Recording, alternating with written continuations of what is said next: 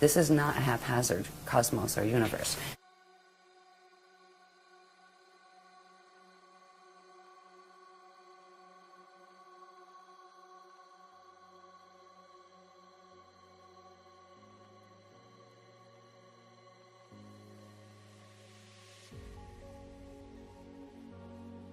If we're going to talk about what is happening on the planet now, it does involve ascension, and ascension does involve stargates, but what is ascension anyway? I'm just going to show certain diagrams that will show structure, because structure is important.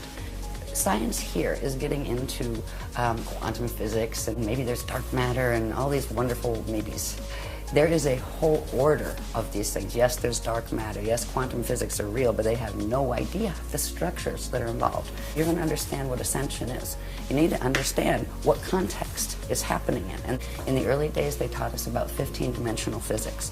And that's not meaning there's only 15 dimensions. Dimensions run in sets of 15.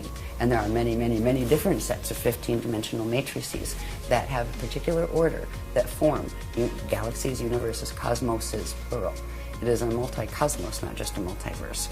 Now, when you think of ascension and stargates that you ascend through, it implies there is an order of stargates within these greater structures. What ascension is about evolution. It's actually about re-evolution, re-evolutionary determinism. Yes, there is a predetermined framework of creation within which creation, occurs, but you have free will within that framework. And you start out as part of the whole. They refer to it as the God Source consciousness field. And from that place, you can enter into material experience that is all taking place within that God Source consciousness field. There is no place outside of God.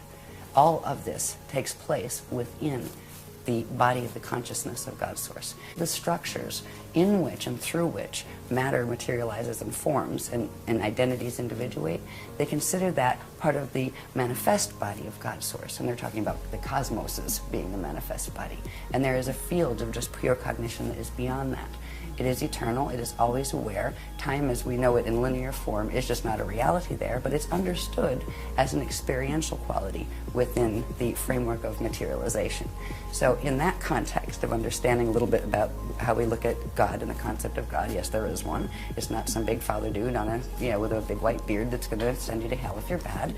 There is structure involved in this. Now we went through what is called particle creation, which takes it from the first unit of consciousness in the consciousness field of God that did something and went under certain changes. From those changes, that shape grew and literally created the spherical wheels within wheels, or spheres within spheres, that is the hidden structure behind all cosmic order, and even galactic order, planetary order, and your own body's order, and atoms' order.